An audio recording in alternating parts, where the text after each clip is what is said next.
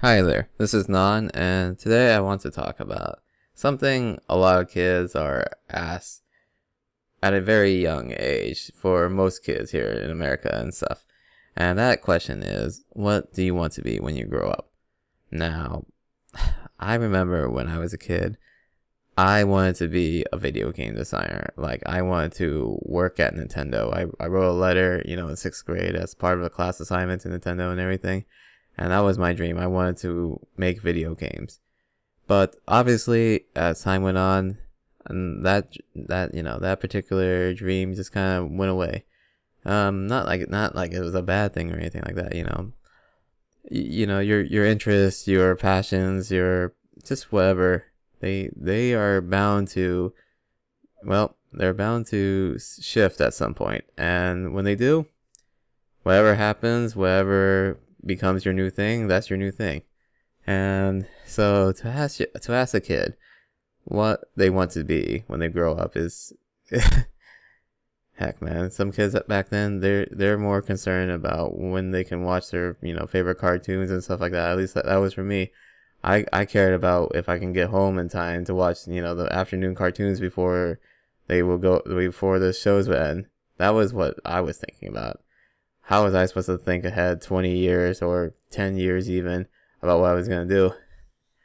So I know you could argue, well, if kids have a better idea of what they want to be, then they can work on becoming that. Well, again, how are you supposed to know, especially as a kid, when you yourself, especially at the age of like 5 or whatever, you probably don't know much about yourself, like what you really are. So how are you supposed to be able to anticipate, let alone predict what should be the right path for you? Because let's just say, had I played my cards differently, I probably would have gone to a traditional college like I did. I probably would have picked a different major, I could have gone to culinary school for instance. Lots of things could have played out differently, but what I know now about myself is so it's really empowering once you actually do start to figure yourself out. It sounds weird because you think, well, you are your own person, you should know. Not really, because we're all so different to the point where if we are our own enigmas and we can't fathom what we really are, like what we stand for and what makes us tick, it's I guess I just wonder how other people are supposed to figure that out.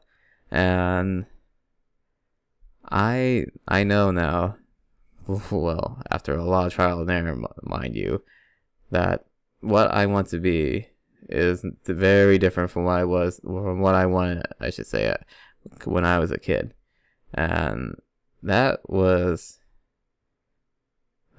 being a kid, being a kid and just wanting to grow up into this kind of stuff. A lot of parents expect you to say those kind of things about, you should be a doctor, or you should be, an engineer, stuff like that. At least, well, growing up with Asian parents, that's what they wanted. They just wanted me to be a doctor or something, but I didn't want to be a doctor. I knew back then I didn't want to be a doctor. And I know now, obviously, I don't want to be a doctor. It's a tricky thing to set like such an open-ended goal without any real inkling of what to do and how to work your way toward it. So it's just crucial for that, when it comes to your self-identity, to make an effort and learn everything about yourself. Once you do, trust me, it's an amazing feeling. Thank you for listening.